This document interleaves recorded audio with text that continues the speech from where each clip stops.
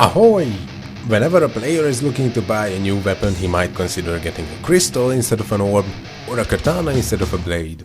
Typically, when said player decides to ask for advice, he is greeted with disapproval from many, so today I'd like to share my opinion on the matter with some calculations to prove some points. So there are two things to consider when it comes to making this choice: the attack, magic attack and attack rate values of the item itself, and the stat requirements, aka the strength, intelligence and dexterity needed to equip it. I have checked most of those values in the agent shop and compiled a list of them. Of course, Gladiator has no alternative weapons, so there's no point in talking about that.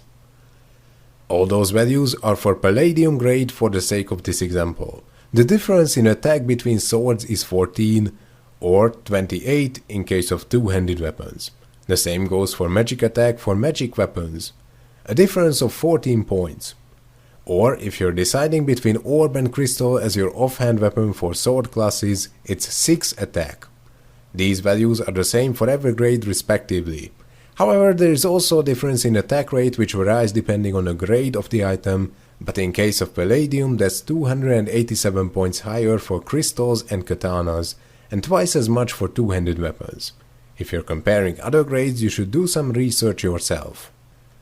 So let's face it, with a typical player with highest grade weapons over plus 15, having over 3000 attack, the difference of 14 points isn't really a big deal.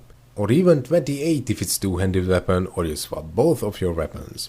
Indeed, in some cases I dare say the attack rate bonus is preferable, or at least until you reach something like 10,000 attack rate anyway. The other factor to consider is the requirements. I also included those for the chest armor of every class, since that one needs the most of those. So first of all, let's have a look at Blader and Force Blader. In their case, Blade and Katana have slightly higher requirements for their respective stats, that is, strength for Blade and dexterity for Katana. However, in their case it really doesn't matter because strength and dexterity both increase attack, so by putting a few more points on either of those, their stats barely change. So if you're a Blader or Force Blader, I think I can safely advise you to buy whichever is cheaper. That is usually Katana. Wizard, Force Archer and Force Gunner all have the option to choose between crystals and orbs. Looking at the requirements, it's clear that Archer and Gunner cannot reallocate any points in favor of either of those weapons, because the armor has the same or higher requirement of strength and dexterity. So, in their case, it once again makes very little difference. Archer gets a lot of attack rate boost from battle modes, which is something Gunner does not, so you may want to consider that when choosing a weapon for those two. Wizard, on the other hand, would need to reallocate over 100 points from intelligence to the other two stats to be able to equip a crystal, which means the 14 points of magic attack turn into roughly 100. So if you're a wizard, you definitely should not wear crystals. Force Blader and Force Shielder are the only two classes that need to use sword and magic weapons. Force Blader is designed to use orb, but a crystal can be worn with the same stats. It gives more attack rate, and it is also considerably cheaper than an orb. So I definitely recommend using that unless of course your main character is using an orb or it's cheaper for some reason. For a shielder to use an orb or a katana, he would need to reallocate far too many points of strength, so in that case I really wouldn't recommend using those.